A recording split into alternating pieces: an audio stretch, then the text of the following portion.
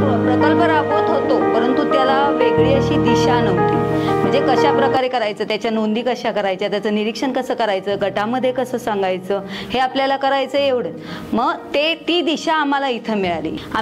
त्याच्यामध्ये आम्ही रोपं नर्सरीमधून विकत आणायचो आणि लावायचो आणि त्याच्यापासून जे फळबाग तयार व्हायची, मग आम्हाला खूप छान वाटायचं की आमच्या मुलांनी हे तयार केले. पण इथं आल्यावर कळलं की अरे ती नर्सरीची रोपं पण आपल्यालाच बनवायची, त्यासाठी कुंड्या कशा भरायच्या, काय म्हणजे ही दिशा इथं मिळाली. आणि नक्कीच सर्व टीमला मी सांगू इच्छिते की खूप छान पद्धतीने आम्ही आमच्या शाळेमध्ये हे सर्व राबवू.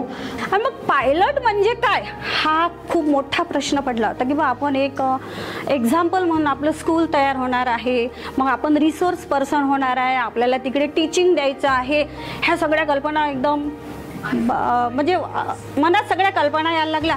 परंतु इथं आल्यावर सगळं रिलॅक्स वाटलं आणि आपल्याला स्वतः करायचं आहे. आणि नंतर आपल्याला त्या गोष्टीचं जे माझ्या मनात आहे की आपल्याला हे दाखवायचं आहे, हे केल्यानंतर दाखवायचं आहे, ही गोष्ट इथं माहीत पडली.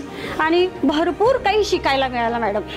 म्हणजे प्रत्यक्ष कृतीतून म्हणतात ना, आपल्या शिक्षण क्षेत्रामध्ये 80% शिक्षण हे आपल्या डोळ्याद्वारे होते आणि कृतीद्वारे तर 100% होते. हे आता आपण इथे शिकलेलीच आहे आणि तुम्हाला आमच्याबद्दल अभिमान वाटेल ही गोष्ट आम्ही करू.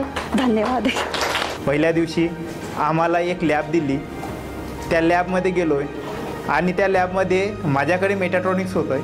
त्या मेटाट्रॉनिक्समध्ये मी स्वतःहून सिग्नल कसा तयार होतो, सिग्नलचे 3 लाईट कसे चालू बंद होते, त्याचा मी स्वतः प्रत्यक्षिक केलं आहे. आणि मी स्वतः केलं तर मला एवढा आनंद झाला, तर माझ्या विद्यार्थ्यांना किती होईल, हा पण मला माझ्या मनामध्ये एक कौतूहल निर्माण झालं. आणि त्याच्यानंतर मग प्रत्येक सेशन होत गेले, नवीन आम्ही शिकत गेलो. आणि याचं इम्प्लिमेंट आज आम्ही जे शाळेला भेट दिली, त्या शाळेमध्ये जे विद्यार्थ्यांनी बोललेलं आहे, विद्यार्थ्यांनी कृती केलेल्या आहे, तशाच कृत्या आमचे शाळेत करतील. आणि आमच्या शाळेत बाकीचे शिक्षक लोक आपल्या विद्यार्थ्यांना घेऊन येतील दाखवण्यासाठी. अशी आमची शाळा आम्हाला निर्माण करायचं आहे, असं आमच्या मनामध्ये ठाम झाले.